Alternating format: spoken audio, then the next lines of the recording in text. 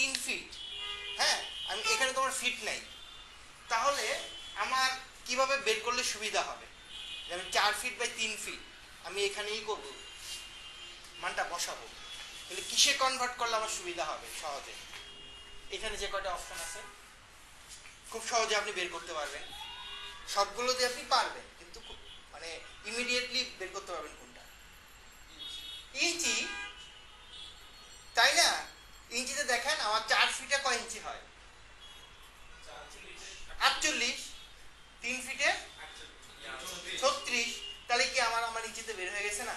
এখন যদি আপনি চান পিক্সেল, তারপরে পিকাসা, সেন্টিমিটার, এগুলো একটু হিসাব নিকাশের সাথে ঝামেলা আছে, হ্যাঁ, কিন্তু ওটা তো আমার সহজে হয়ে গেল, হ্যাঁ। তারপরে এটা করার পর তাহলে আমি কি করলাম, এখান থেকে দেখেন আপনি ইঞ্চিতে আসেন, দেখেন আমার এটা কিন্তু ইঞ্চি হয়ে গেছে। এখন দেখেন একটা A4 সাইজের ইঞ্চি কিন্তু হচ্ছে 8.2 11.69। এখন আমার কি করতে হবে? 48 ইঞ্চি, এই যে দেখেন 48 ইঞ্চি, এবং এই জায়গায় হাইট কত থাকবে আমার? 36। তাহলে কি আমি পেয়ে গেছি না? এখন পাওয়ার পর যা শুধু যদি আমি এখানে ক্রিয়েট করি, তাহলে কিন্তু আমি ওই যে আমার যে কাজের যে এইটা 4 ফিট 3 ফিট আমি পেয়ে যাব। কথা ক্লিয়ার? হ্যাঁ, এখন ধরেন আমার ইঞ্চি না, এখন আমার এটাকে দরকার কিসের? পিক্সেলের দরকার। যা শুধু এখানে পিক্সেল দেন, দেখেন এত পিক্সেল চলে আসছে। সেন্টিমিটার দেন, সেন্টিমিটারে চলে আসবে, আপনার কোনো কিছু করতে হবে না, যেটা আপনার প্রয়োজন সেটাই আপনি এখানে করতে পারবেন। ওকে ফাইন, আমি এটা দিলাম না, আমি এটাকে A4 রাখলাম, আমি A4 রাখলাম। ক্লিয়ার? বুঝতেছেন ভাই? আপনার কোনো সমস্যা হচ্ছে? কোনটা বুঝতে পারছেন না? এখানে যেটা আছে একটা হচ্ছে ওরিয়েন্টেশন। ওরিয়েন্টেশন বলতে এখানে কি বুঝতেছেন? ওরিয়েন্টেশন বলতে কি বুঝছেন? সামনে বসেন, এই যেটাতে বসেন বা ওটাতে বসেন, এটা হবে না স্যার? এটাতে বসেন, এটাতে বসেন। আপনি ব্যাগটা এখানে রেখে দেন, আপনি সমস্যা নেই, এখানে রেখে দেন।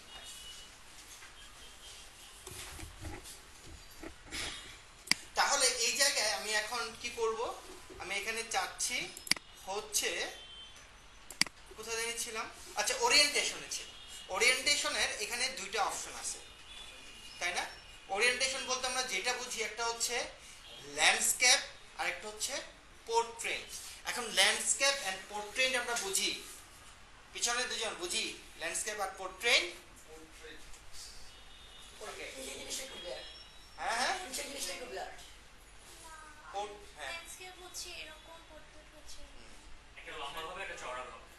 মাপ কি চেঞ্জ হবে? মাপ চেঞ্জ হবে না, মাপটা কনভার্ট হয়ে যাবে, হাইটটা উইথ হয়ে যাবে, উইথটা হাইট হয়ে যাবে, ঠিক আছে? একই যদি আমি এটাকে বলি, এই যে A4, এটা কি? এটা কি পোর্ট্রেট? ল্যান্স মানে কি? এই যে এটা ল্যান্ড, ল্যান্ডের মতো, ঠিক আছে? ক্লিয়ার? একই জিনিস, যা শুধু হাইট উইথ হাইট, এটাকে ল্যান্ডস্কেপ এন্ড পোর্ট্রেট বলা হচ্ছে। এবং এই জায়গায় দেখেন একটা অপশন আছে আর্টবোর্ড।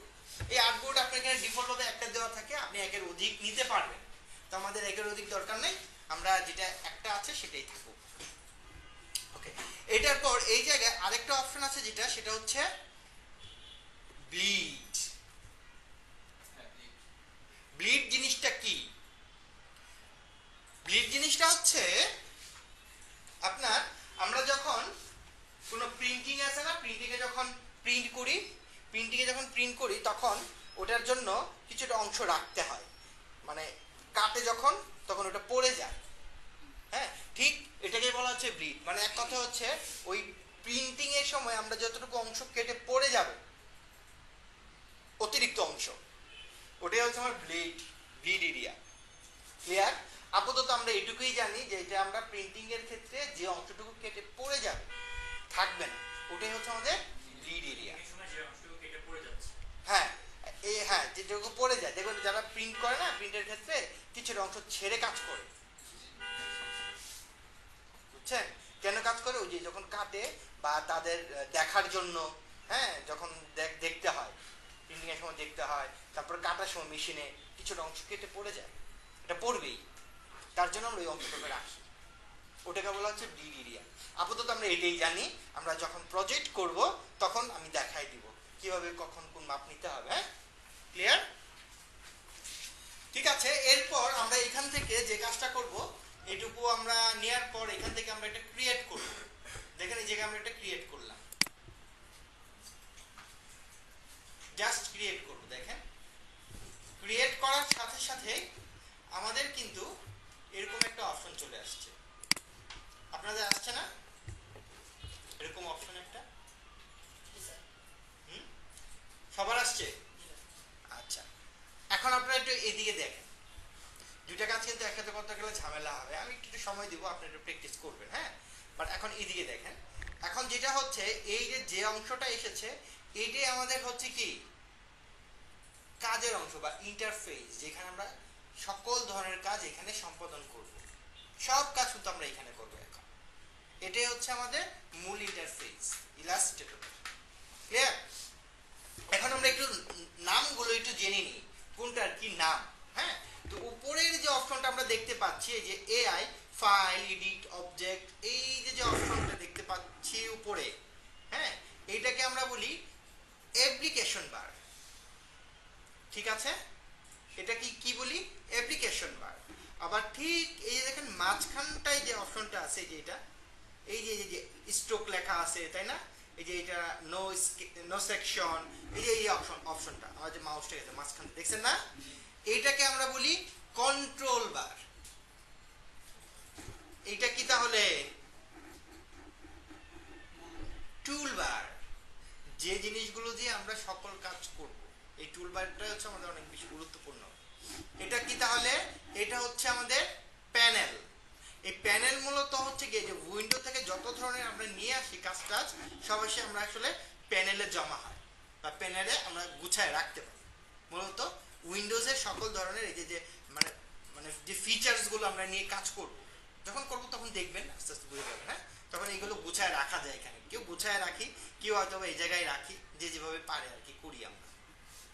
ওকে, এটার পর এই যে ঠিক দেখেন একটা লেখা আছে 80 বা এক একজনের এক এক রকম লেখা থাকবে, 100 200 300 লেখা আছে এই যে এখানে, তাই না? এটাকে আমরা বলি স্ট্যাটাস বার।